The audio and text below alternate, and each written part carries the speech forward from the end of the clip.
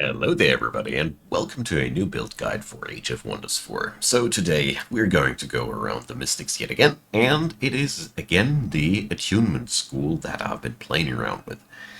These guys are gaining more fighting power by spamming spells, and this is a very order-oriented version of that. It is also a OG swarm build, because the Mystics are not only famous for their battle mages, they are also one hell of a swarm faction, and this build emphasizes that strength tremendously well.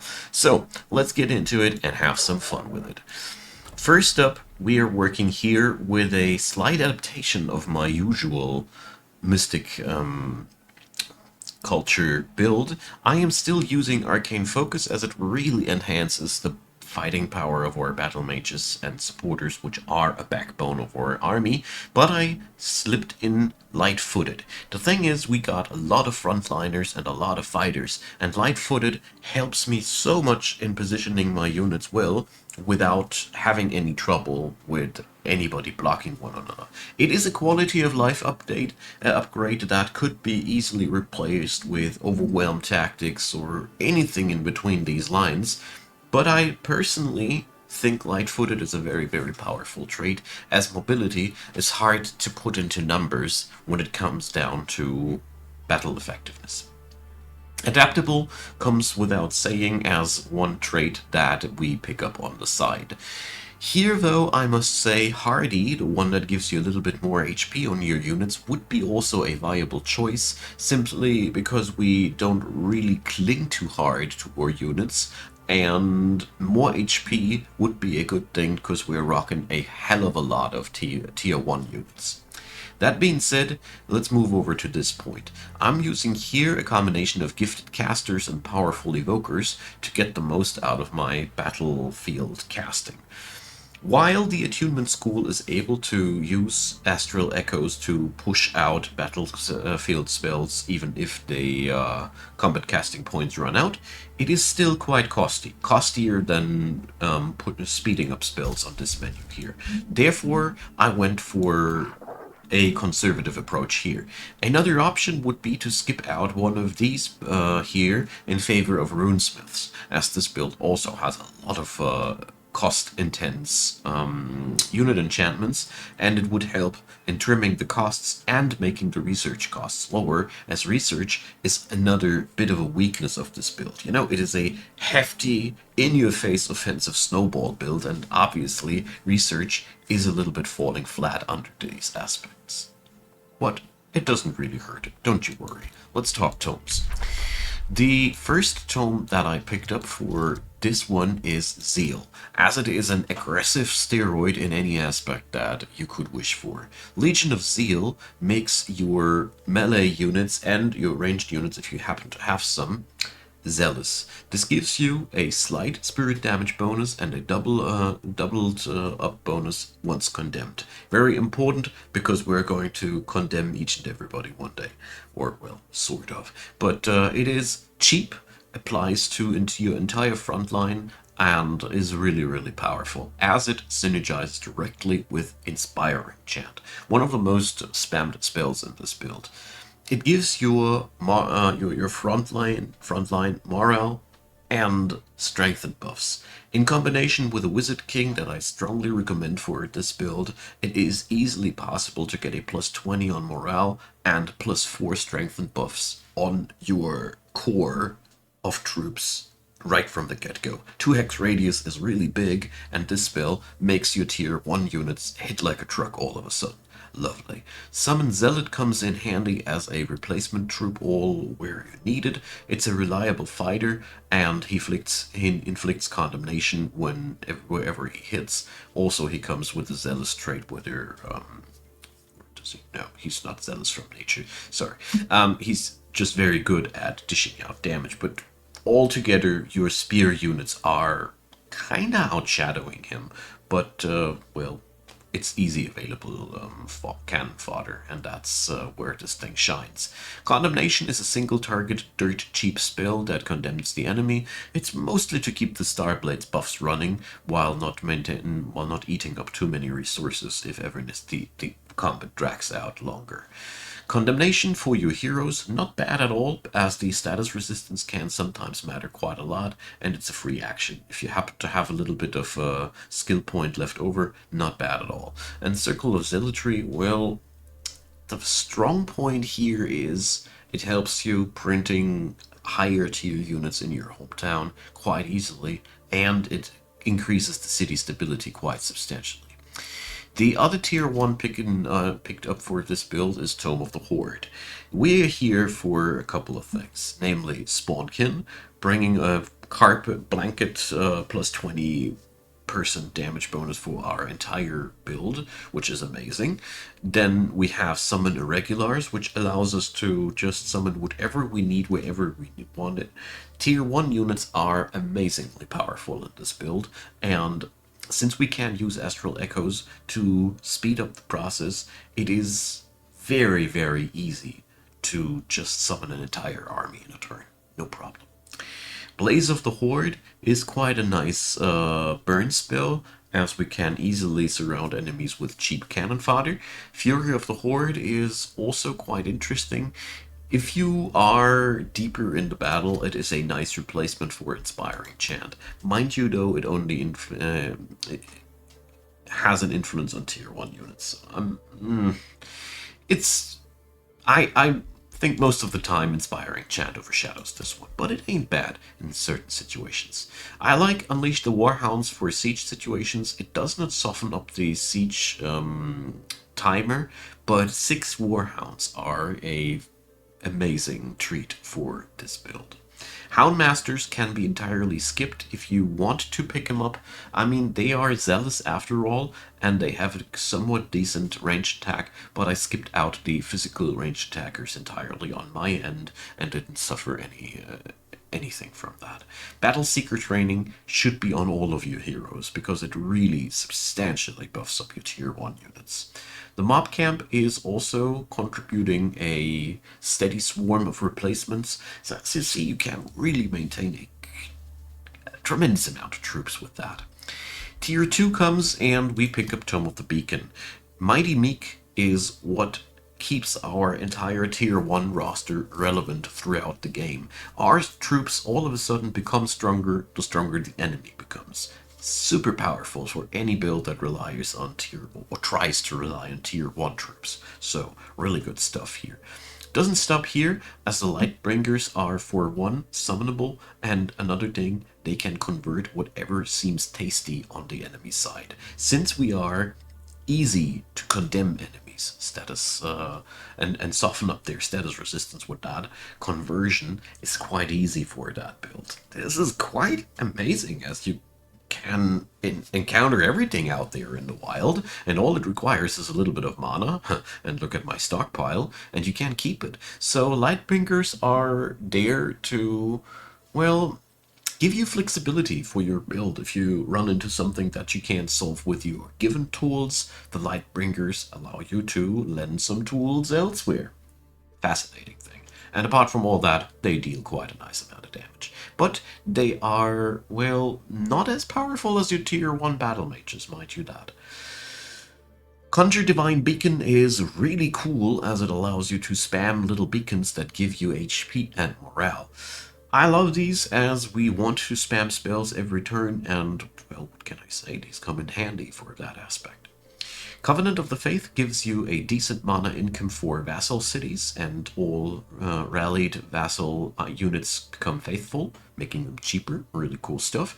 And Blast Reinforcements lets you bolster up your defenses on a vassal city. If they ever get siege, comes in handy. Champion of the Faithful is amazing for this build, as all of our tier 1 units become faithful due to Mighty Meek. We have an instant plus 20 morale at the beginning of a battle, so the critical hit chance on that build is quite through the roof. Talking about critical hit chance, let's move on over to the next tome, Artificing. So, as I already hinted, arts and armaments for those extra smacky smacks. I have managed to achieve 60 to 80 points of damage with a tier 1 unit if they are allowed to get all 3 attacks through on a tier 2 unit, or a tier 3 unit once even 2 after debuffing them. So all in all, wow, lots of damage behind that.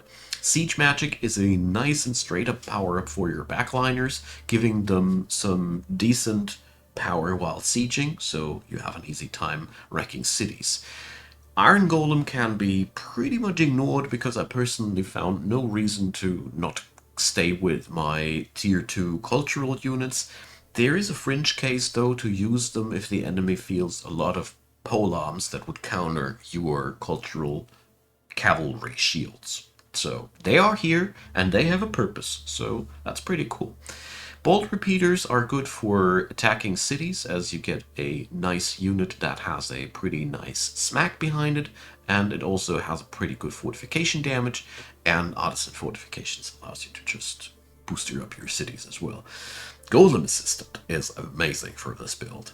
It's just another expendable tier 1 unit. What can I say? We're boosting it up like crazy with what we're doing, and yeah, you can't just send them in front there where you expect them to get lost by attrition in the battle, and that's just what they're good for. Have that on all of your heroes on the battlefield. Stuff gets really easily manageable. Speaking about manageable, tier 3 comes, and the Tome of the Sanctuary is there for you.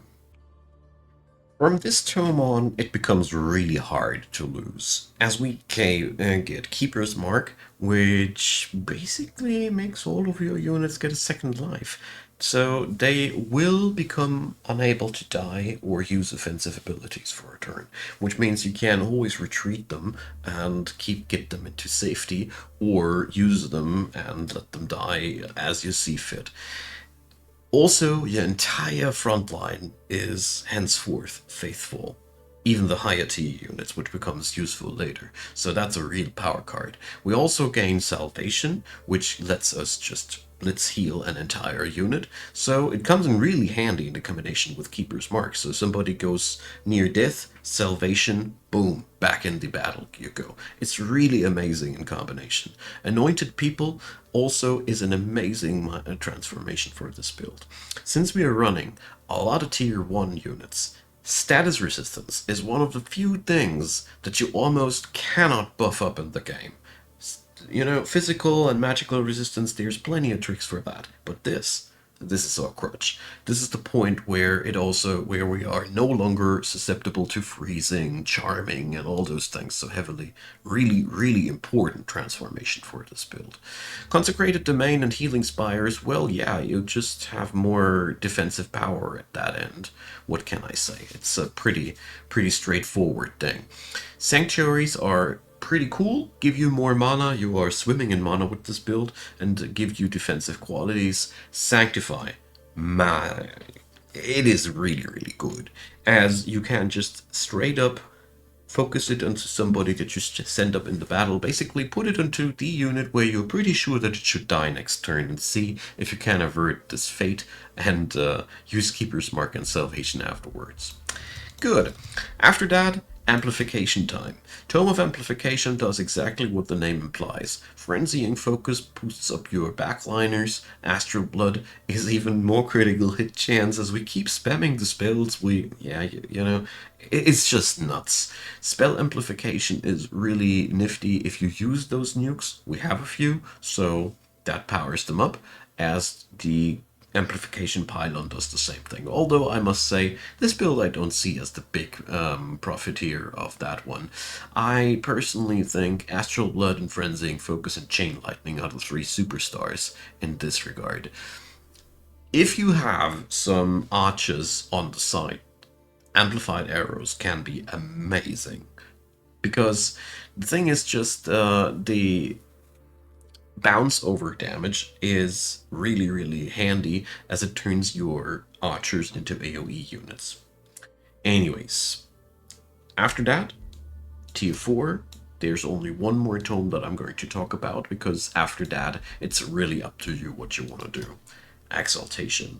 Exaltation is just the ending point of that build. We can henceforth resurrect units that have died. I mean, if ever anybody dares to die under your watch, you can't then even resurrect them due to the astral echoes that you can have available at any point. It is really hard to run out of resources to let somebody to let somebody die. Angelic Transformation gives us the Celestial type, which gives us even more morale bonus. We're flying, yeah, well, Faithful, we have that already everywhere.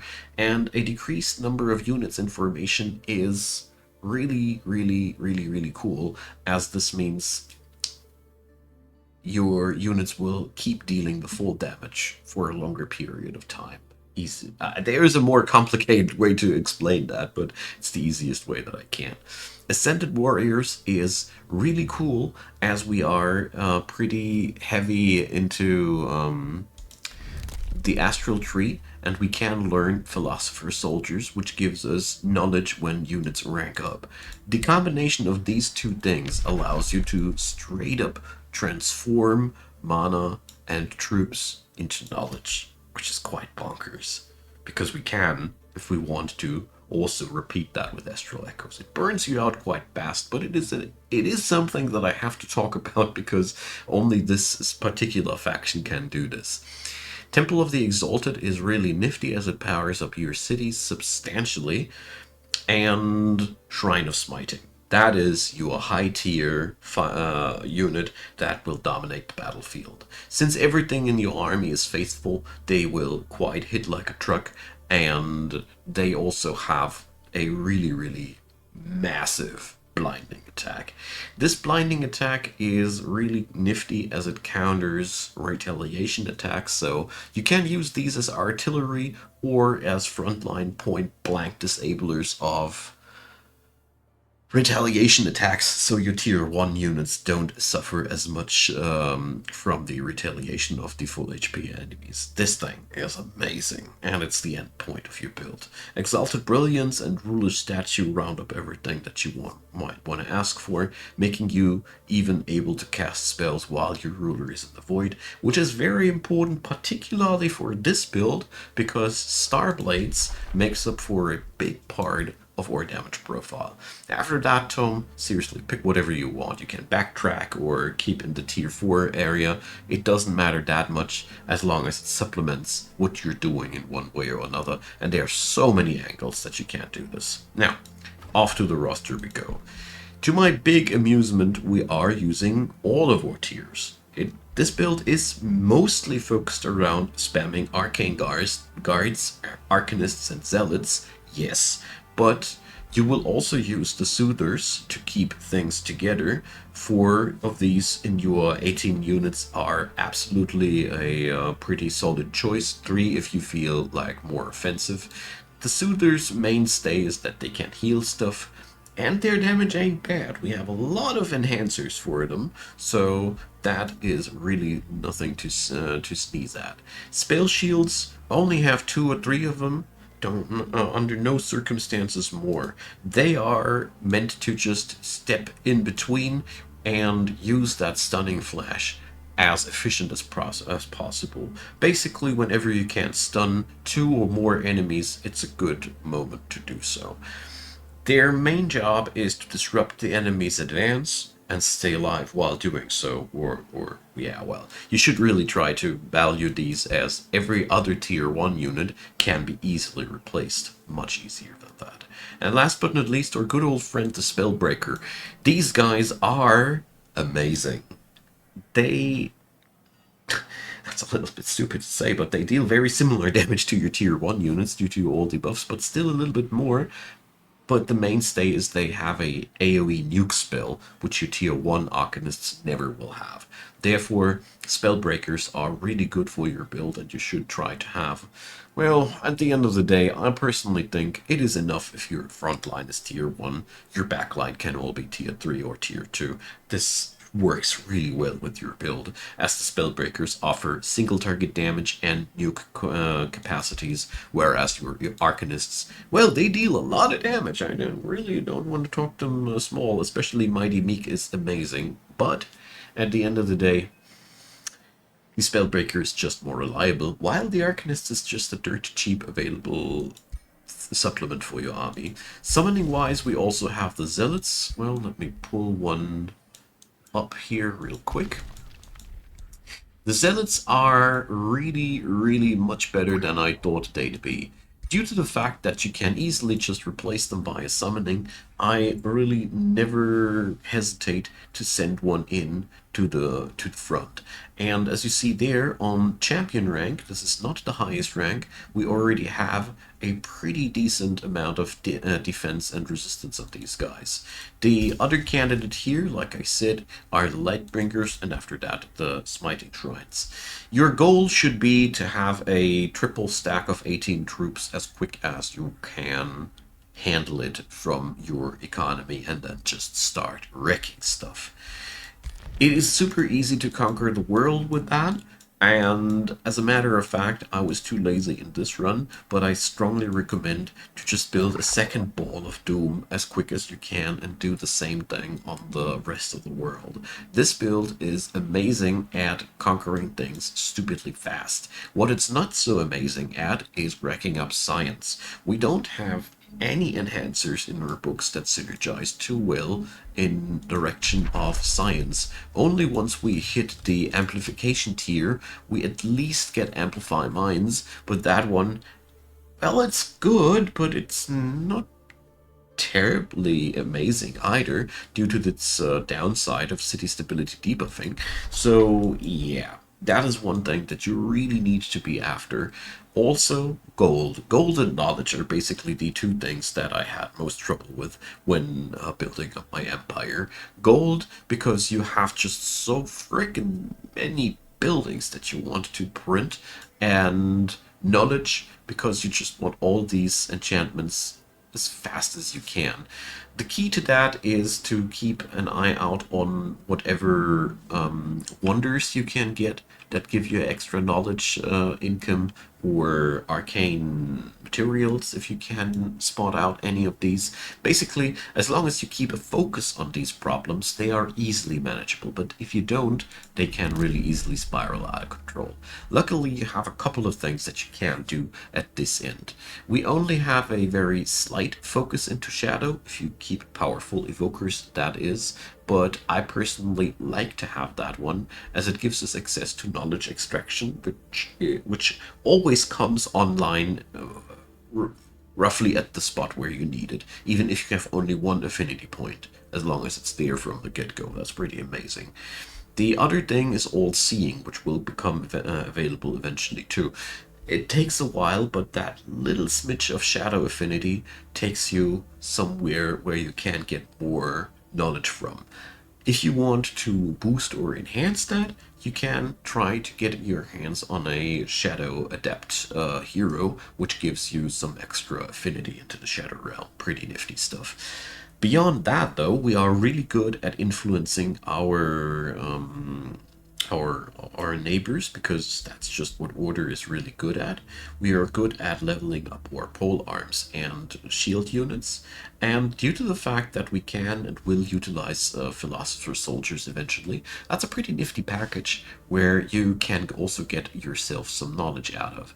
What I personally found was that this build is also really good at utilizing the Rally of the Lieges to get whatever you require. In this world, not so much, because suddenly all cities belonged to this one prophetess chick, but that's a different story. Usually, the vassalization process and the Rally of the Lieges really gives you everything you require where you feel like bolstering up your ranks. It is basically, the idea of this build is very simple. You want to have high tier units wherever you can afford and get them, and fill up the rest with low tier units, and never feel bad about having at least 50% of your army tier 1. That's really not an issue at all. It's more like a bonus to this build. To utilize this to its fullest, I strongly recommend to rock the support tree of things. Not only comes Battle Seeker training as a intro level skill, but stuff like strength training, defensive training, and all the other bonuses to the stats of your army are really important for your tier 1 units, and if you rack up enough of these, eventually you don't even see too much of a difference between low tier and high tier units eventually, because due to Mighty Meek and all the other nifty little things that we did, your tier 1 units really do enough damage to win all the fights. Their major downside is their low HP pool. That is the one thing that you always need to respect, because yeah, due to the new update, this build is stronger than ever. Mind you that the units get more HP and stats than ever due to leveling up, but still, it doesn't hold up to a tier 3 unit which just has way more base stats and will eventually get everything that the tier 1 unit got alongside with the higher base stats. So that's something that you really need to keep an eye out on. But the good thing is, this build excels at just replacing whatever died along the way. This is the one big power that I can't stress out enough, that this is just excellent, you know? Just toss these tier 1 units wherever they might die. If they die, it doesn't matter that much, because that just means they can level up again and crank out more knowledge for you. So altogether, I really enjoyed this build a lot, as you might have noticed, and I can only recommend. So feel free to leave a comment, leave a thumbs up, consider subscribing, check out the description box where you can find the playlist link to all the Age of Wonders 4 stuff that I did, and of course feel free to support Icon Gaming financially, with a big thanks to all of you who already did, and a bigger, or no, not bigger. A big thanks to all of you who watch these videos as well. I don't want to play favorites here. Why should I? You all are awesome. So, thanks everybody for hanging out, and have fun. And I hope we're going to meet again. Bye-bye.